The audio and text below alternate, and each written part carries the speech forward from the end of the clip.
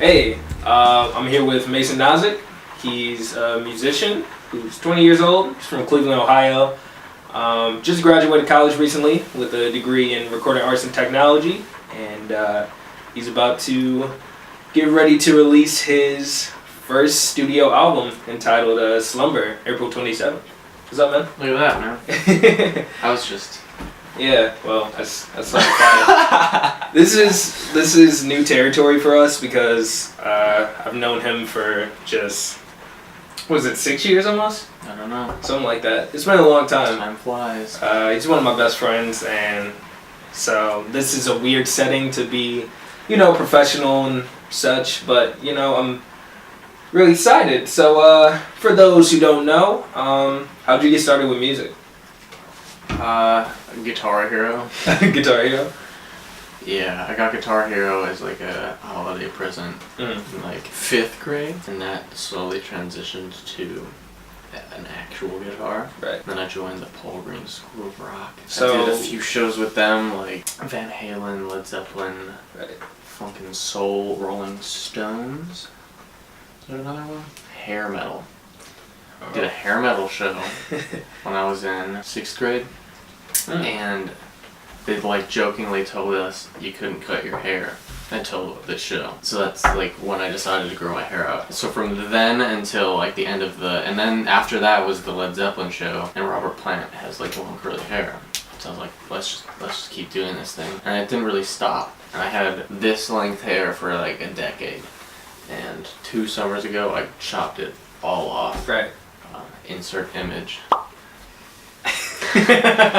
And so for the last 2 years I've just been growing it back out. I don't know. So when you started playing Guitar Hero and you're like, man, I want to do this shit, but like not on a plastic guitar, how was that a difficult transition, or was that a little bit easy for you to pick up? I actually picked it up pretty well. I mean, yeah, it's plastic, it's a video game, but it still gets your hands in the right spot, and it gives you the sense of rhythm and choose your fingers. Like, yeah, it's a game, but like I don't know, for me it was a transition tool toward music.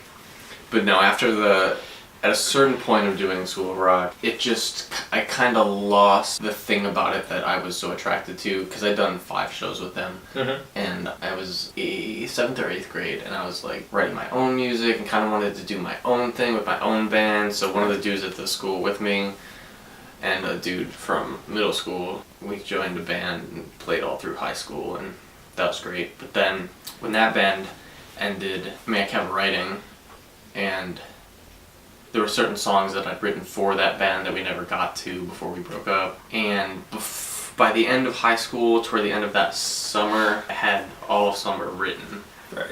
And I'd recorded demos of the tracks. I didn't really know much about it. I knew like how to record in GarageBand. So I'd recorded Slumber and was just going to put it out. But then I started recording school and saw the potential for it to be better, so I redid it after like a year of being there, and then redid it again like that summer, and then next summer. So I re-recorded the thing from scratch like 4 times, because as I went through the program I would learn more stuff, and I knew I could be better, and it wasn't quite what I was hearing in my head. But the beginning of this year in like January, I decided, okay, I gotta be done with this, because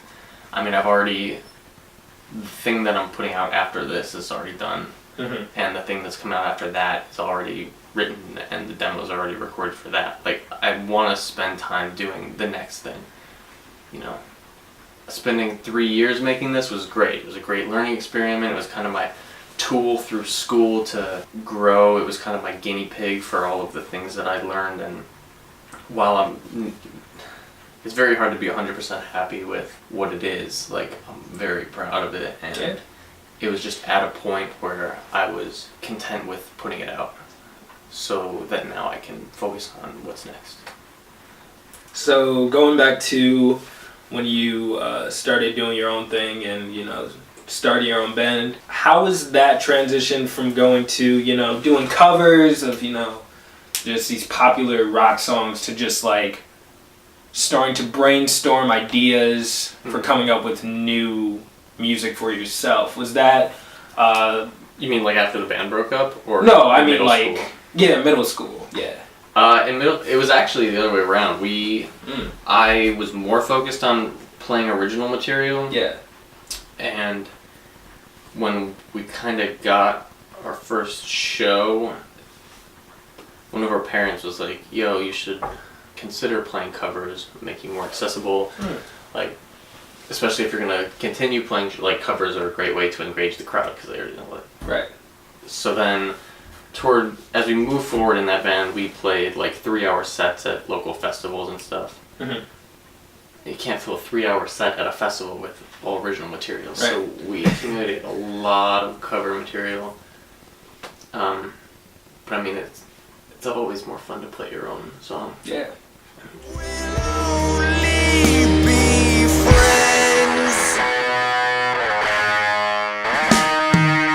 So, rewinding a little bit back to the beginning of Slumber and the process of it, what does this album mean to you? Like, where did you get inspiration from? Why did you start this project? Well, with my band in high school, a lot of the songs, like when we were in middle school and like stuff around that age, it was more, I want to be my own person type stuff. Like, you can't tell me what to do.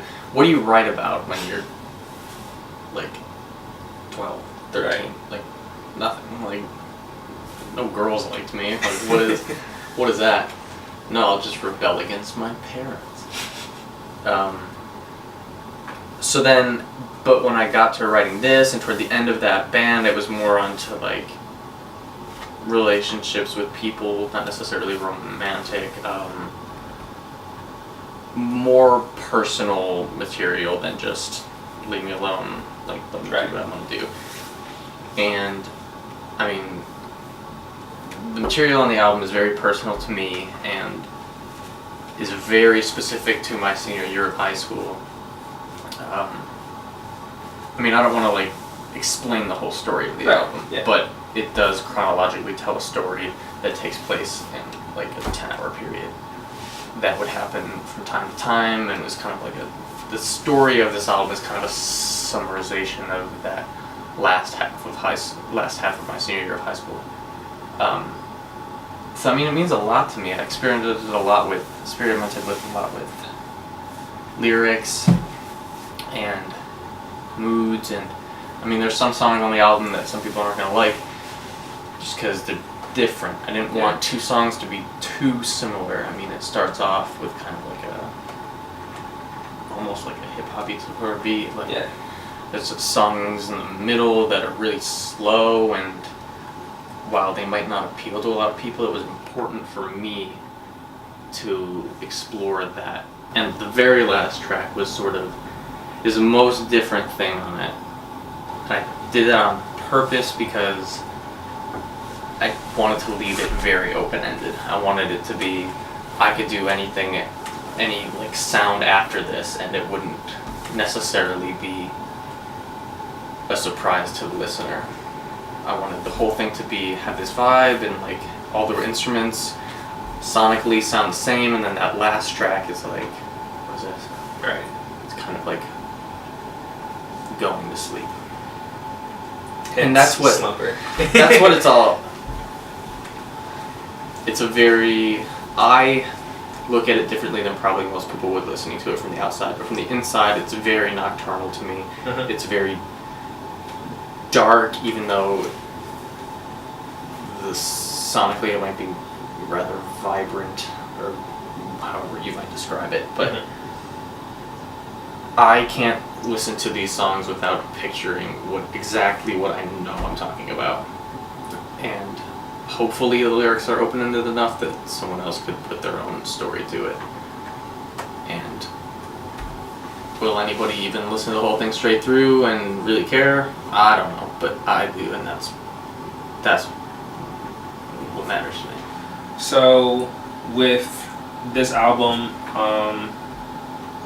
leading to the next question that also relates to the album, who were some of your, musical influences growing up? Growing up, it was whatever my dad was playing around the house. Mm-hmm. Rolling Stones, The Who, AC/DC, Bad Company. Mm-hmm. As I got a little bit older, it was like Led Zeppelin, and like doing School of Rock stuff kind of helped expand what I listened to. But it was still like all older music, Guns N' Roses, Van Halen, like heavier stuff. But then I would like go to Nirvana, punkier stuff, and Green Day, and I used to just tell people that the only band I listened to that was still around was Green Day. It wasn't until we went to Washington, D.C. in eighth grade. Yeah. And while there, I was just listening to my iPod on the bus, and Do Me a Favor by Arctic Monkeys came on. I listened to it on repeat the entire rest of that trip. I was like, what is this? I'd heard of them before, but never really listened to them, and that song, like, kind of changed my life. It's kind of stupid to say that, but it did. From that, I was, like, obsessed. And it even took a while to find other artists like that, because I was just so obsessed. And all my music was just rip-offs of Arctic Monkeys songs. And, I mean, I knew it. I tried to deny it. Everybody would compare it. And it took a while to grow apart from that. I mean, I think I grew out of it. I don't think... I mean, there's probably elements of it. Like, how could there not be? Right. But I don't think that this is too reminiscent of that. Mm-hmm. But so, like, then I got into, like, Casey Elephant, Foles, and the Fratellis, Block Party, things like that, and we'd gotten a new member in the band who was like, showing me other music, and I'd say, like, now, like, every day, every week, my music library expands. Like, I'm always listening to stuff, I'm expanding outwards genre-wise. Like, I used to just write off rap music, and I love rap music now. Right. Like, in the last couple years, maybe, like, Radiohead, Tame Impala, more acts that kind of reflect older music, The Last Shadow Puppets, Cameron Avery, they kind of reflect on older records, and I like that older characteristic and quality to the sound. Right now, Tame Impala would probably be my biggest inspiration, not necessarily because of the music. While I love the music, it's just because the music is created by one person, Kevin Parker. Writes, records, mixes, produces the entire albums, like, by himself in a house, and it's very relatable to me. I don't think I do it nearly as well as he does it, don't get me wrong. But, like, buying the album Currents and looking through the booklet and just seeing Kevin Parker, I was like, you can make an album all by yourself? That's tight. I'm gonna do that. Like, I already kind of was, but it was like almost permission. Like, oh, okay, I don't need a band. Like, this guy, like, the band's not called Kevin Parker, and I didn't want to call the band Mason Nozik. Like, whatever, Lone Thunder is whatever you think of it. I needed something other than my name to release this album under, because I didn't want it to just be me. I don't know. And then, I mean, I always want to play it live. And I don't want to play a show under my name. It just seems weird to me. I want it to be a band, whether it's just me making the albums and touring with friends. I want it to be a band, you know. It's always been the goal. Yeah. So, you just brought out the Lone Thunder. It was good tea. Is it? I'm glad you liked it. I'm trying not to finish it. because it's like part of the set piece. I mean, you can do what you want, man. I can do what I want. Yeah, so you can finish it and then just pretend like get more tea.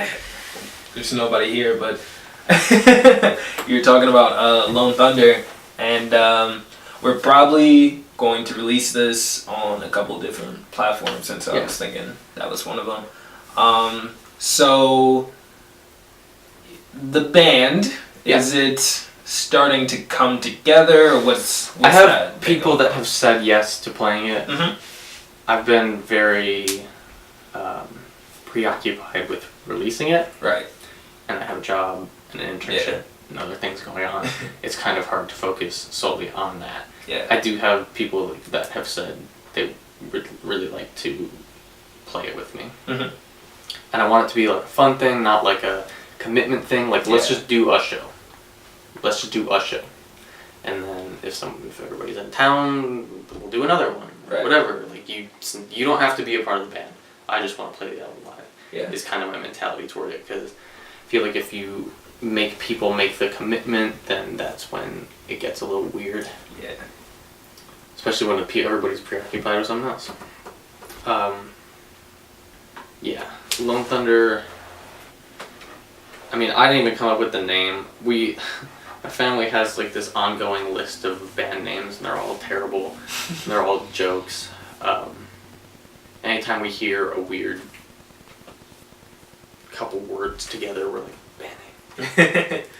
And they'll, like, my brother and my dad will text them to me, and one day my dad texted me, Lone Thunder, band name, Spencer, said it. And I was like, whoa, that's cool, actually. Like, how did he come up with that? Right. He was like, well, he just said, I was like, think of an indie band name. That's just the first thing he said. I was like, I'll take it. Whatever. Like, it was so much better than any other name we'd come up with. Yeah. Some of them are pretty funny. But I think I'd rather leave it all behind.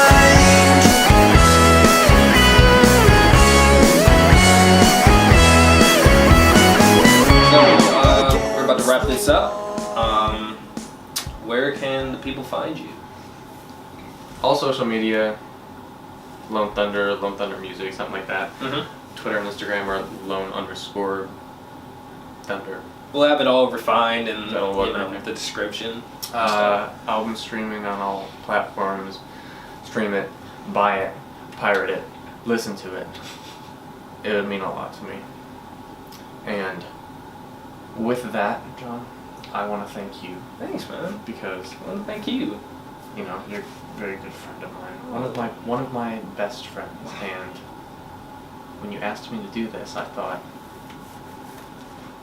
no. And then a couple days later, I was like, still in no. Yeah, no, this is great. Thank you very much. Yeah, man, no problem.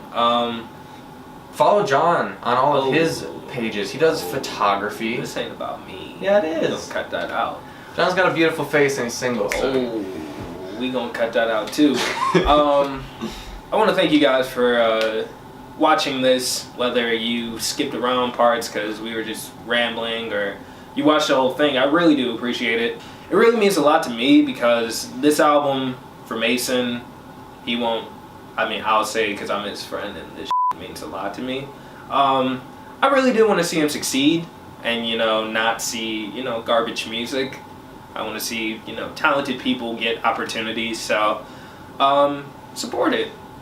Slumber comes out April 27th. Like you said, go stream it, buy it, whatever.